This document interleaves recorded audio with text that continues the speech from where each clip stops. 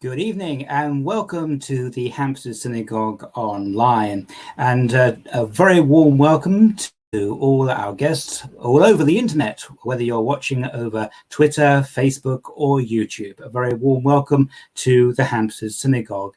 And for those of you who don't know about us, we are an Orthodox community based in London, England. We are normally housed in our original 1892 building in one of the so-called cathedral synagogues of the United Kingdom. And our parent organization is the United Synagogue under the religious authority of the Chief Rabbi Ephraim Mervis. Welcome to this series, which we call Where Are We Now? And it really hides two other questions. How is the Jewish community faring under the coronavirus? And secondly, perhaps more importantly, what are going to be the immediate concerns in the post-corona era? And we very much hope that will be very, very soon indeed. All the thank yous will be done at the end of the session, but a special thank you to our media partner, the Jewish Chronicle. And if you want to find out what is going on in the Jewish world, whether in the UK or overseas, you can go to thejc.com.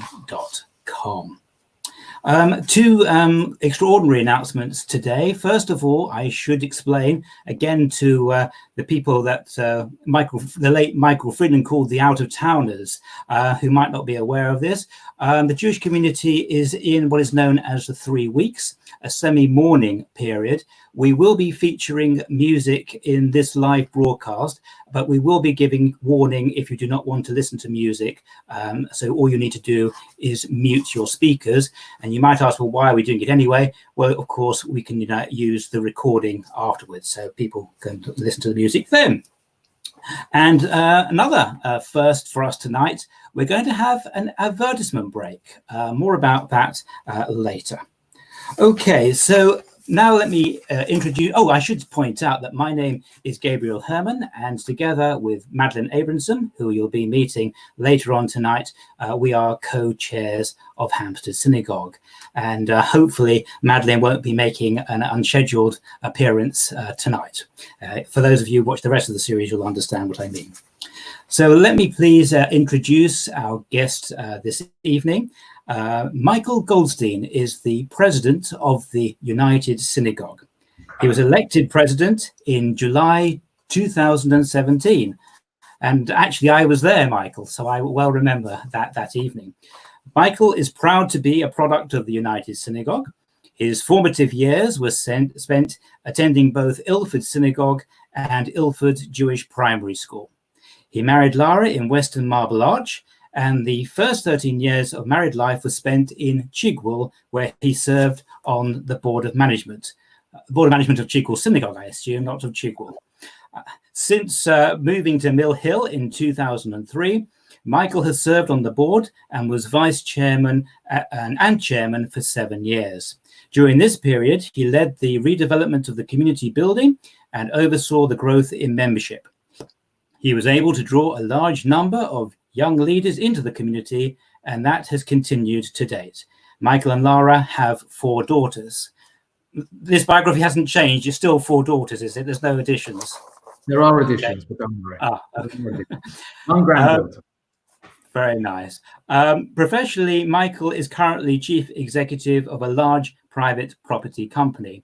And other viewers of this series will know that we had his brother on only recently, and we did extend our wishes for a long life to him, and we do so to you, Michael, and we hope you extend that to the rest of your family.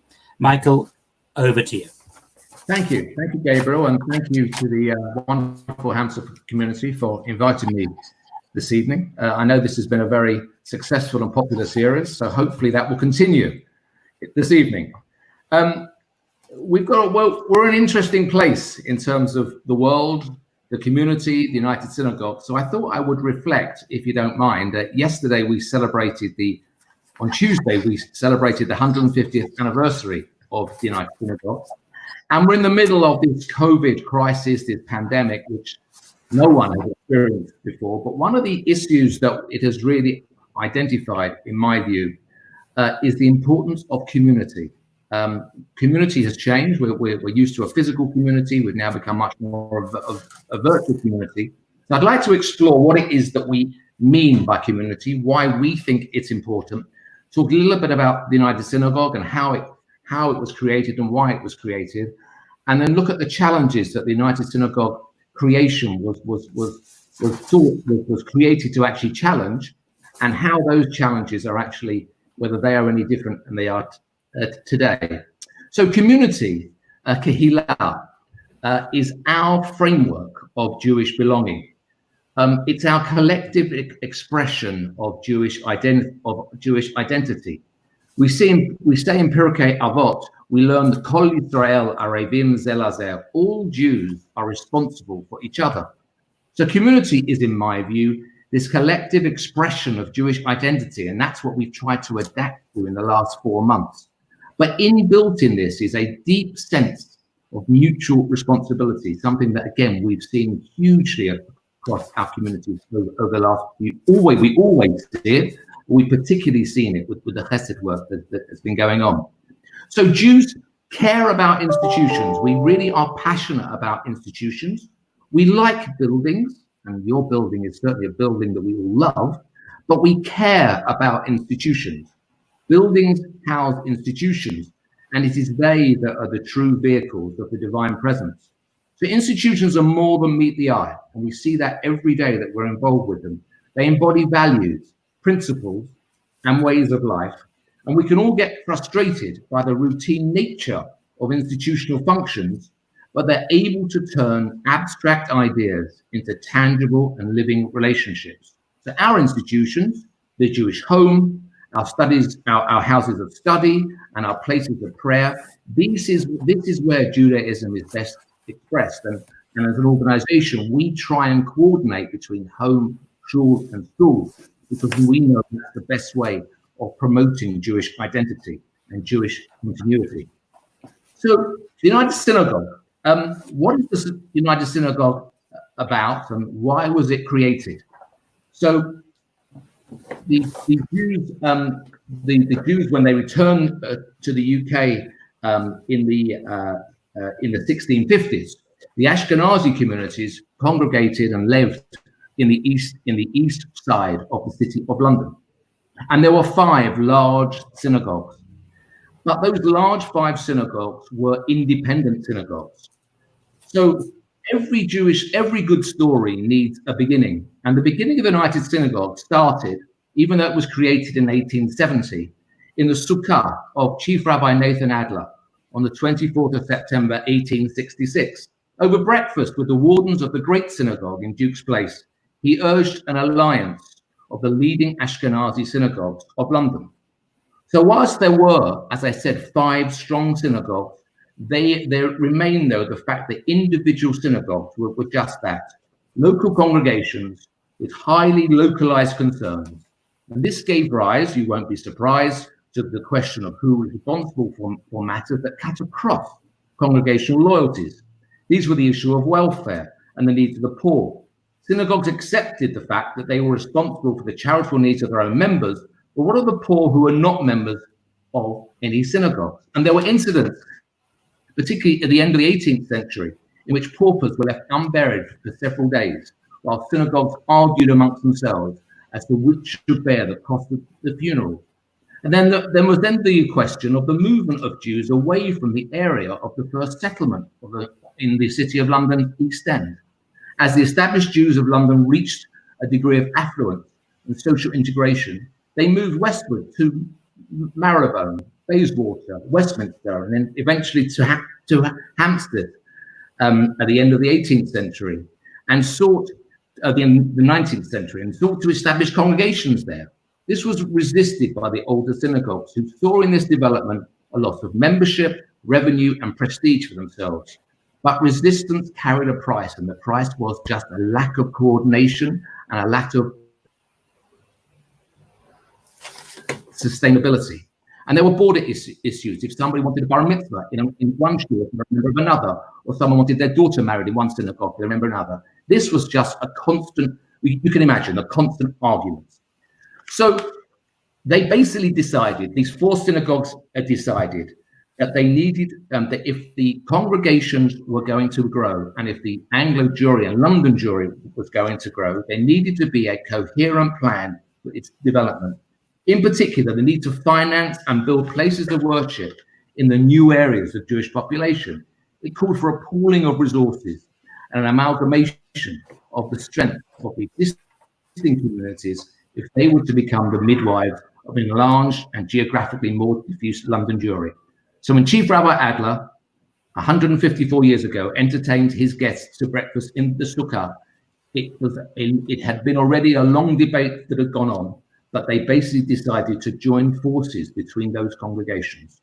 So on the 14th of July, 1870, the Jewish United Synagogue Bill received royal assent, having been approved by Parliament.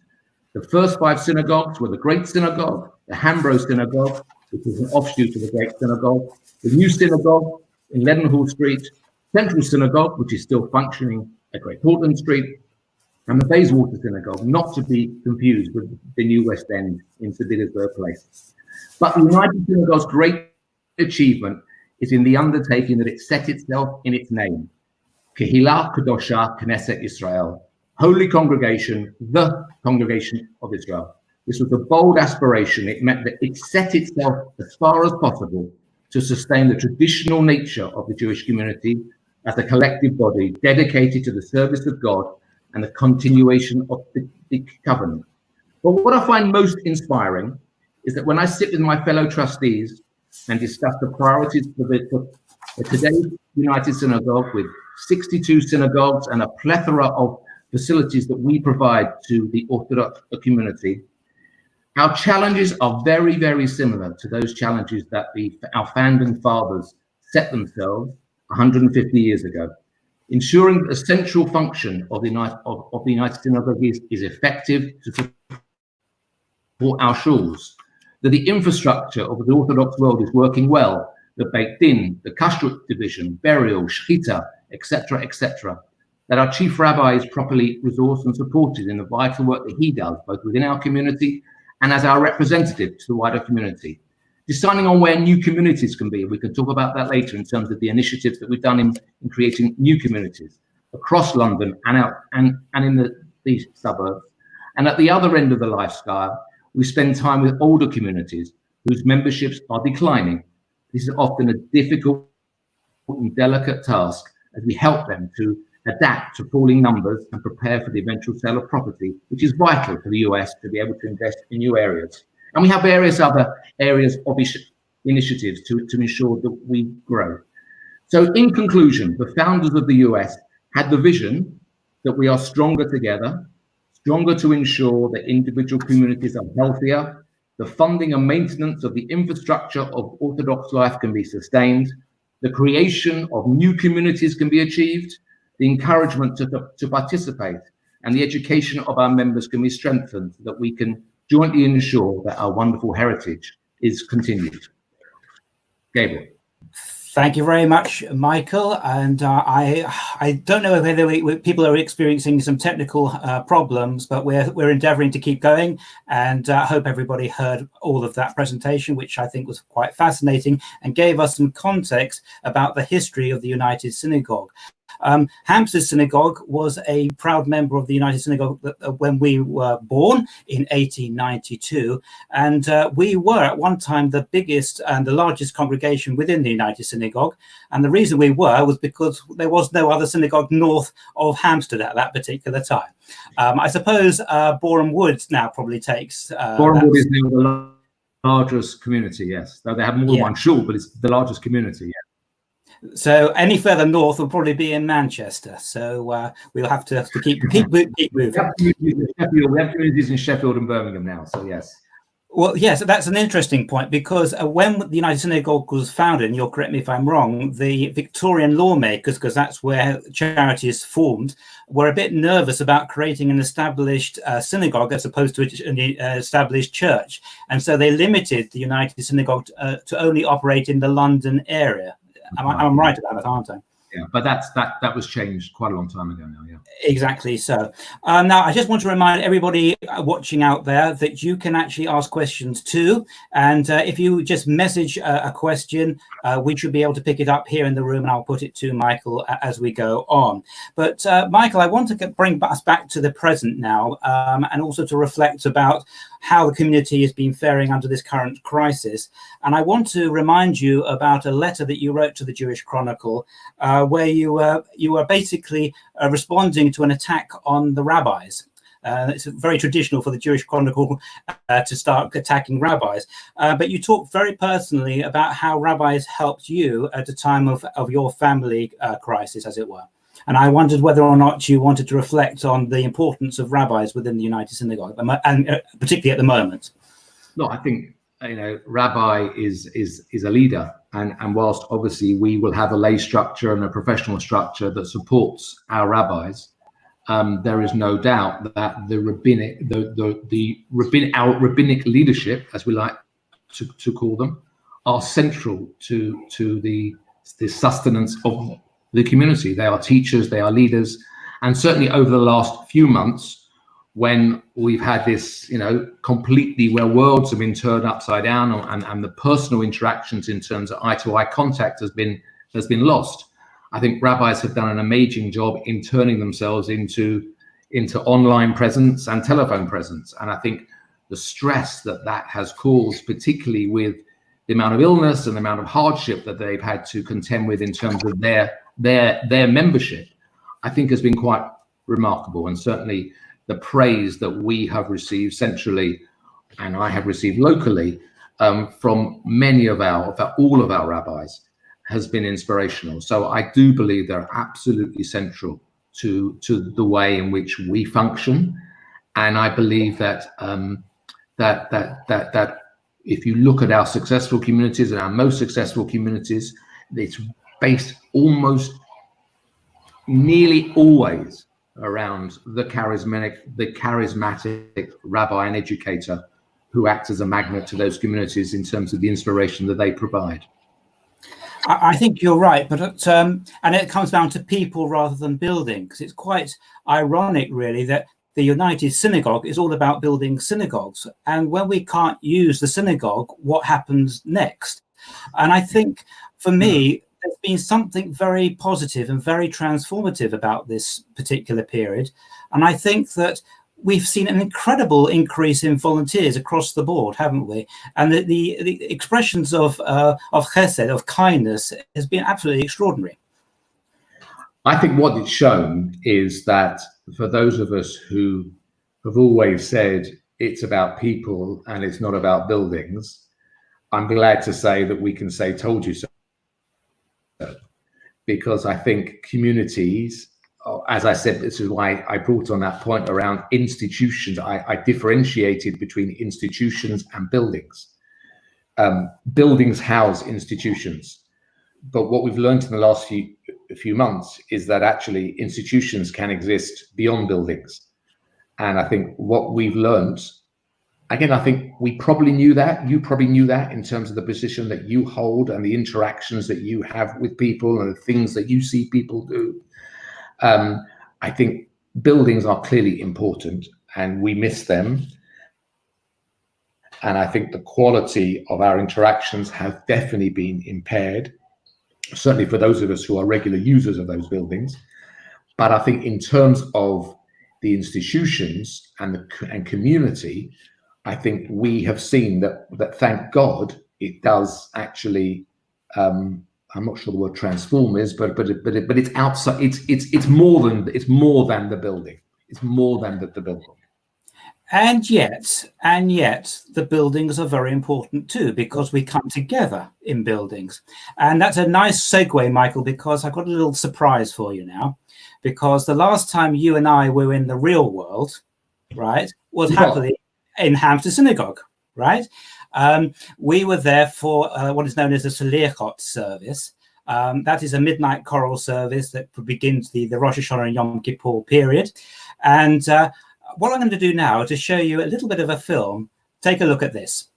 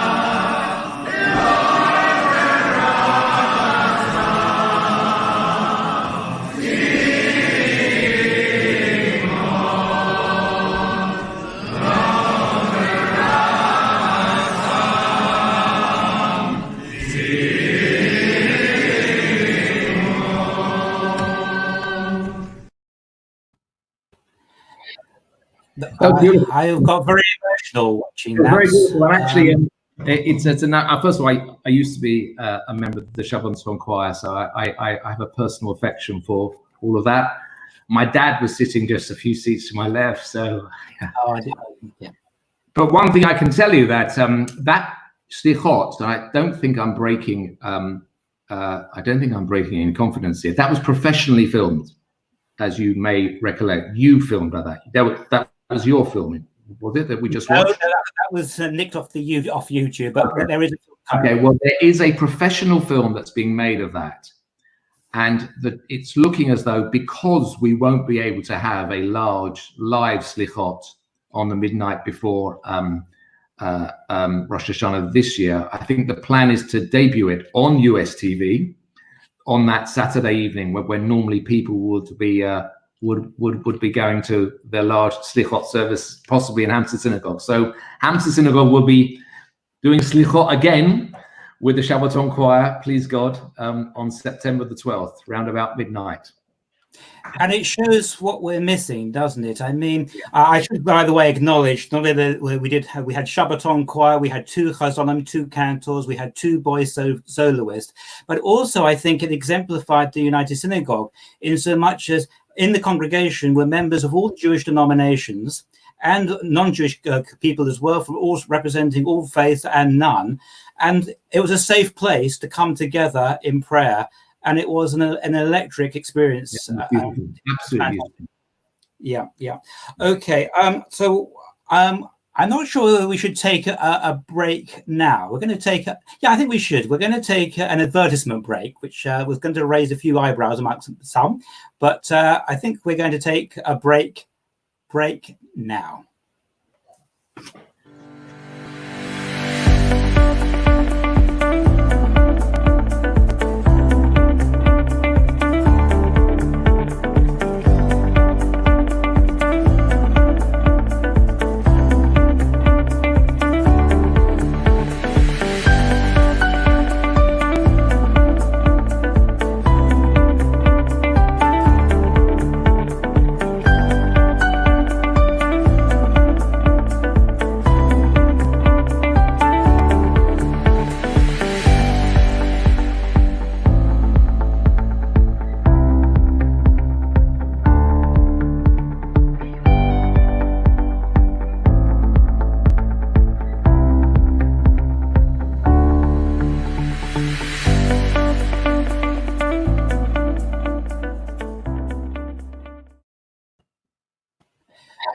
Well, ladies and gentlemen, tonight is the very first day of USTV, the USTV, which is the United Synagogue's television channel, I think we can call it. A very, very exciting innovation. Mike, I wonder if you could perhaps talk a little bit about that, but also how innovation, particularly using the internet, has transformed the United Synagogue.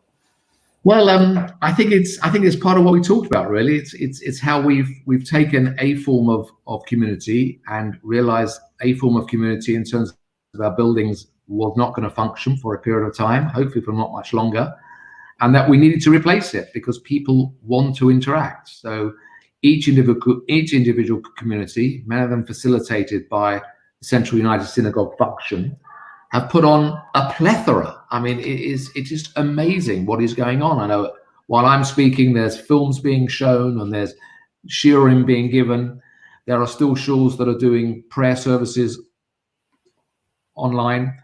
I think, and I've said this a number of times, but I won't stop saying it. For those of us who have spent time between, 6 o'clock and 7:30 on a Friday night, looking at the various United Synagogue communities, I don't know how many fold people have been taking part in a Kabbalat service whilst we've had the pandemic. Then we're looking at it that were doing it before pandemic. So there's been an enormous number of people who've been taking part in Kabbalat Shabbat services, many, many more than would have done in virtual. So the idea of USTV is to be a central conduit, really, for communities to be able to stream their content, and then for those of us that want to come afterwards and dip into something that's been recorded, it will be a huge repository of quality educational, cultural and prayer services that people will be able to interact with. So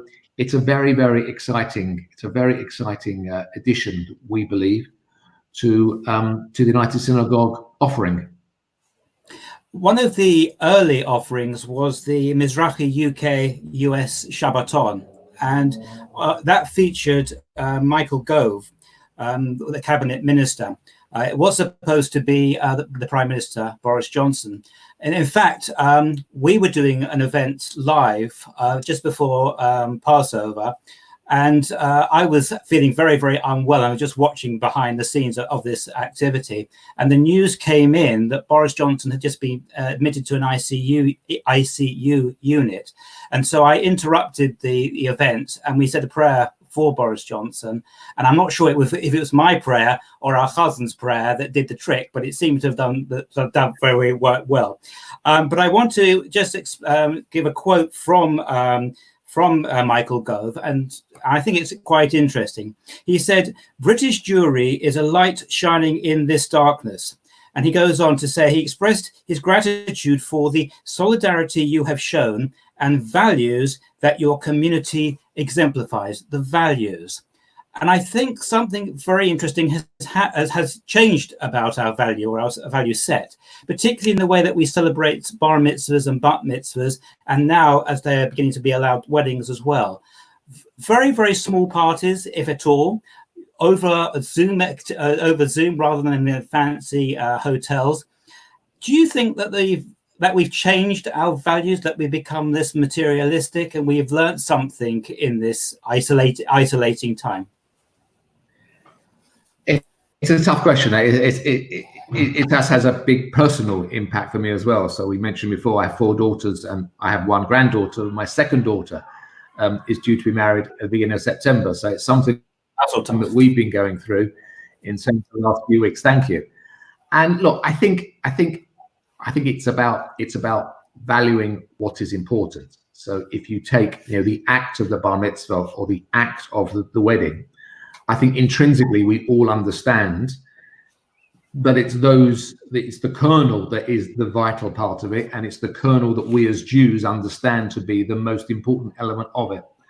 The party element is something that we've all love and we all enjoy, but I think it is really the icing on the cake, and I think we've got to understand that it's the icing on the cake.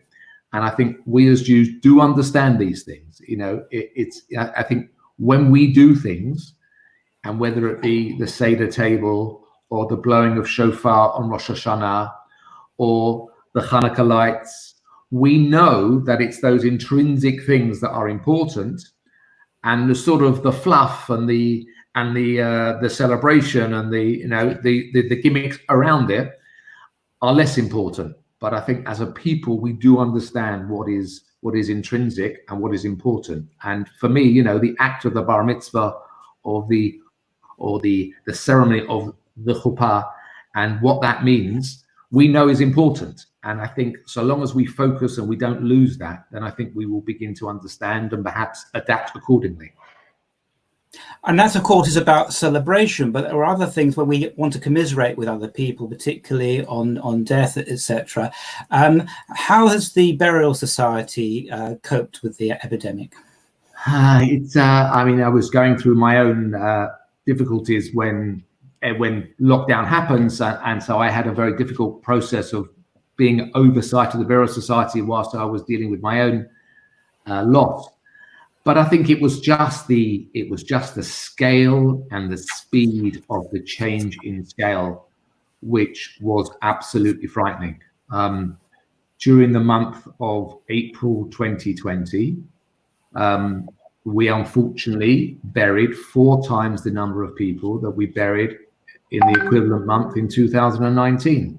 And you can run organizations and you can have contingency planning, but you would never think that something would be 4 times. And what's more, while we were doing that, there was a fear that it could get much worse. So it was really just ensuring that our wonderful professional Chevra Kadisha staff in our cemeteries were looked after. We put them into bubbles. They were working 6 days a week. They didn't take holiday. We basically looked after them as much as we possibly could, because the compassion and the skill that they have, we knew would be very difficult to replace at such short notice. We put staff in, sort of support staff, into the Burial Society for a few weeks. And I won't go into the detail in terms of what we had to deal with in terms of supplies, but we were really, it was amazing. They were fantastic, and thank God we got through it. And I believe everybody that had to deal with the Burial Society was still, overwhelmed by the professionalism and the compassion. But there were times when we were very nervous, but thank God, and hopefully, we won't see that again. Please God, yes. And I know one of our members who lost a parent, and we thought that was going to be on his own at the burial grounds. And I'm very pleased to hear that one of our members accompanied him at that time. So again, a sense of kindness and sense of community was there. But I think maybe on a more positive note, the Shiva House has completely transformed, because of course that's gone online as well. And the families have really taken charge of how they wish to memorialize the person they've lost. And that has been quite incredible, hasn't it? Again, I think, I have to say, having been involved in one and attended a few, I think the online Shiva service has been, I can't use the word positive, but actually it seems to have meaning, actually. I think people have quite appreciated it, which they didn't think that they would. I know today there's been some further relaxation of the Shiva rules, so hopefully people will begin to have much more of a traditional Shiva, but in, again, a limited way in terms of appointment only, in terms of the prayer services.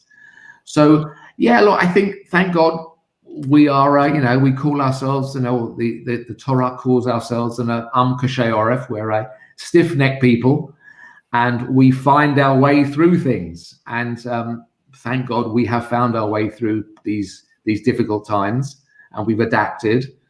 And when people say we can't adapt, actually we can adapt. And but again, we still pray that we will go back to a semblance of what we experienced previously. Earlier, you smiled when you said services online, because I knew what you meant, because technically, in the Orthodox part of the community, we don't consider it a full service, in that we're actually praying individually in our different locations, and we can't come together and create the quorum required to say certain prayers. And one of those prayers, of course, is the mourner's Kaddish, which is particularly difficult if you cannot say it as a mourner. So that must have impacted dreadfully on yourself as well as others. But can I just perhaps not talk about that, but talk about something else? And that is that services online, particularly Kabbalat Shabbat, which is the joyous welcome of the Sabbath, people have come together using Zoom technology. Men and women are on camera together. And it seems that there's a different feel to services, more of an equality. And I wonder, this is a challenge to Orthodoxy, isn't it? Finding the role for women within in how to express one's faith, etc. I said that rather clumsily. Forgive me. What do you think is going to be transformative about women and prayer going forward, do you think? Because it's already happening, isn't it? There was always a movement to get more women involved. Now, look, I think the role of women has been constantly, I hope, is perceived. I think is the reality has been women have got more and more involved. You have a co-chair who's a female, and I think many shuls have it in all positions of our shul leadership. Women can take place. I think there is still work to be done in our services. I think everybody accepts that, and I think we need to continue to work with the Beit Din and with the chief rabbi in finding ways in which women can be involved, because there is no doubt it's one of the big risks. It's one of the big risks to our way of life, and it's a big, not our way of life. It's a risk to our organization and the and the positions that we take within our organization. So, and I just think it's something that we have to continually keep focused on. And certainly as trustees, we make it very clear we won't rest on our laurels. You know, we now have a women's officer. There's plenty of things that are happening, but I think, you know, making sure that there are more better female educators is an absolute necessity. But you're right, services is something that we do need to continue challenge on. I'm going to. I think there is a question that everybody's got on their mind at this particular moment, and to introduce that, I'm going to quote the chief rabbi who wrote in the JC in May, and he ends his comment piece saying this: in Kabbalistic writings, deep connections are drawn between Purim and Yom Kippur, explaining why the Torah calls the holiest day of the year Yom Kippurim, which can also mean a day like Purim. Unknown to us, Purim services this year inadvertently created a health hazard with tragic consequences. While it is too soon for us to know what guidance will be in place when the high holy days arrive, one thing is for sure: this time we cannot allow our holiest day of the year or any other to be a day like Purim. So there's two things here. Did we fail to put in the social distancing before Purim? Do you think we were slow on the uptake? Did we not have the understanding that we should have done? And could we have done things differently, do you think? Well, we closed our shuls before the lockdown. So it was only a matter of days, but we did close our shuls before the lockdown. You know, a number of us who were involved in our daily conversations at that particular juncture, you know, a few times we have said to ourselves, were we too late? I don't know. You know, I'm not the government. I don't have the level of statistics which I assume that they had.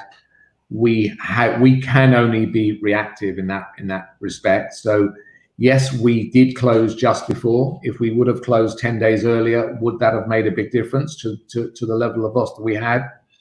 No one knows. But it's certainly the reason why. And I think that article, the context of the Chief Rabbi's article, was taking it slowly, coming back, which is what we think we are doing. And, you know, social distancing and masks and the like, I think is very much, we're taking the government's legislation. We're not going to the very edge of it. We are making sure that we're very, very much compliant. And whilst they said we could go to a meter, we've kept it at 2 meters. So that's why, that was the context for him saying that. It's making sure that as we come back into normality, if that's the way to describe it, we will be even more cautious than we're being advised to be. So at the moment, Rosh Hashanah and Yom Kippur is not looking like normal. I think that would be fair to say. Have the United Synagogue really clamped down on the policy for this particular period, or are they still in a wait and see, or do they really know what the experience is going to be for congregants? So you've got the policy that currently exists, which by and large says that shuls can have something like a 20-25% capacity of maximum. That's if you roughly work out what it is with 2 meter distancing. I think when it comes to Rosh Hashanah, Yom Kippur, there will be further guidance around the prayers in terms of shortening services, because I think given the capacity issues which many shuls normally experience, it will probably be that we'll have to have multiple services so that people will be able to, so you'll be able to book into a specific service. I think it's still very much wait and seeing. I think the shofar, again, we're waiting for specific guidance on the blowing of the shofar, because the blowing of instruments is specifically excluded at the moment, as is singing.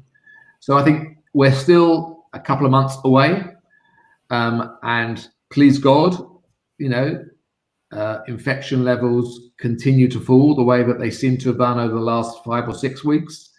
So I hope we will get closer to, again, normal, whatever normal means. But I'm sure that there will be some restrictions even when we get to Rosh Hashanah Yom Kippur. You will know the expression of the 3 times a year Jew. The congregant will only turn up at the high holy day season. is there a risk that being almost given permission not to come this year will have an impact on the future? Yeah, I was discussing this the other day in terms of, if I may, just taking that question up a level in terms of what is really our biggest challenges. And I think the biggest challenge that we have is that religious practice is habitual. You know, we do things out of course, whether you're a 3 times a day man or lady, or a once a week person, or a 3 times a year person. It's habitual. And what the last 4 months have done has basically stopped that habit. You know, you've kicked that particular habit, but it's our job, your job and my job, Gabriel, and our lay colleagues and our rabbinic colleagues is really to somehow get people to go back to their habits or their previous habits. And I think that is you're right about the 3 times a year Jew, but it's a much broader issue in terms of everybody. You know, there will always be, you know, when I was walking, you know, as we all do, we've done a lot of walking the last 4 months, and I would bump into many of my former people that I sat in shul with, or stood in shul with, or talked in shul, whatever it was. And, you know, you would bump into those people who said, Michael, come on, you've got to get the shuls open. I want to go back. And then there were those people who said, I'm not doing it. You know, it's far too dangerous. Wait, phone me next year. And then there were others who said, hey, you know what? I'm quite enjoying Saturday morning now. I'm doing my own thing. And, you know, I'm quite enjoying that now. So you know, it's brought a number of different reactions. And somehow we're going to have to try and herd people when the time is right, to try and get back to the habits that they had before. But you're right. It's a subset of a much larger issue, I think. I think it's wrong to have parallels with the Second World War, but the synagogues didn't do particularly well in this country during the Second World War because everybody was a bit evacuated or overseas fighting, and that meant that there had to be a massive campaign to get people back into shul immediately after the Second World War. So I think that we need to have the imagination about planning for that eventuality, because it's going to take a lot of convincing to get people back into the right mindset, I think. But that's going to be a big challenge for leadership, I think. You made the analogy with the Second World War. Actually, my great uncle, Uncle Monty, is doing something this evening, which I'm missing because of this, to celebrate online, of course, his third bar mitzvah. What he continually says to me, actually, that the shuls never closed. Shuls didn't close, you know. So the analogy, I understand the analogy because obviously the Jews left, but actually the shuls themselves didn't close. So it is quite exceptional what we've had to do over the last 4 months. You know, as he said to me, you know, when his friends were killed, and he had a cousin who was killed in a bombing in the East End, he said, I could go to the Levaya and I could go to his shiva. I haven't been able to do that now. So it is, you know, you're right. There are analogies, but actually what we've just gone through is quite exceptional, and we mustn't lose sight of that. And coming out of it, we're going to have to really encourage each other. You know, I think it's going to test all of our sense of community. I think you're right, and I think I was struggling. As you might recall, there was a meeting with the chief rabbi. I had the chutzpah, the cheek of asking him a question, and I kind of challenged him with 2 kinds of theological concepts for this particular era. And one was, I feel that we're in a collective sense of mourning. If we're all isolating, we're not caring about our own personal appearance, and we're not socializing, and we're not quite enjoying ourselves, it kind of the behavior that we would do if we were actually in religious mourning. I suppose it's an appropriate thing to say in the 3 weeks. And I think the chief rabbi favored that approach. He thought this was a very depressing time, and there were only slivers of hope that he could see. But the other thing was that we were just experiencing a lockdown where we were allowed to walk around the block. And it was a beautiful sunny day, one day after another. We could walk out and you could see the flowers and the trees, and you really began to appreciate everything so much more in terms of nature. There was no pollution because there was no cars, there was no noise, there was no planes. The last time there were no planes in the sky was before the First World War.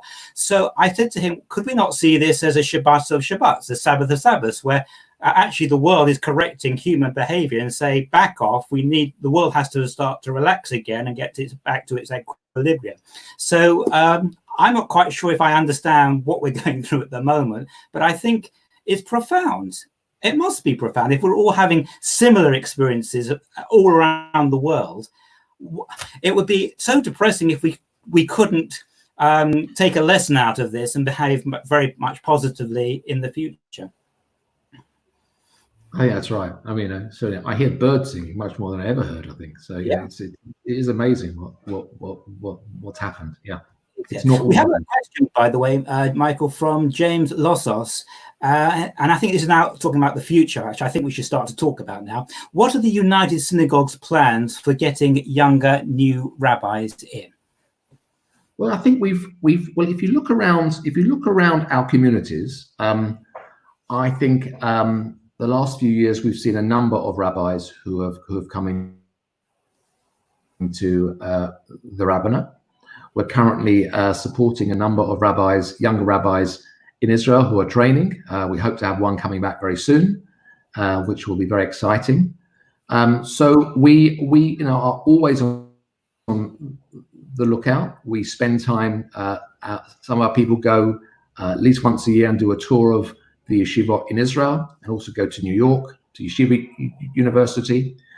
We put on a fair in Israel once a year, which I've spoken at and the chief rabbi's spoken at, to try and attract younger rabbis, newer rabbis into positions. So I think we've done quite a lot, and I would say that if you look across the rabbinate, the average age of our rabbis certainly come down over the last few years. We can always do more, as always the case, but I'm quite encouraged by the progress that we've made there. And it's not only rabbis, it's dayanim, the judges that are in our religious courts. I understand that a position is being advertised, and there's going to be another vacancy. Am I right about that? No, we are looking at bringing two in. One who would be a less experienced dayan in that respect. And we hope to advertise the second position within the next few weeks. But yes, it's all part of the same. It's all part of the same idea. We're blessed with a very strong London Beit Din with a very good reputation, a very high reputation across the world. It's important that we maintain that, but we've always got to look to the future, and we're currently doing that.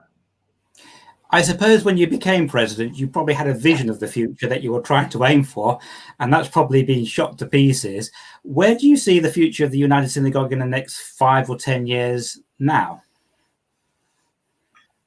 I think I think we Jews, we love to move, and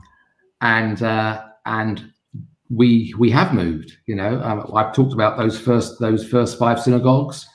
There's one of those left. We've now got a number of synagogues which we've closed. There are parts of London which were densely populated Jewish populations, and they've moved away quite significantly in the course of a generation and a half.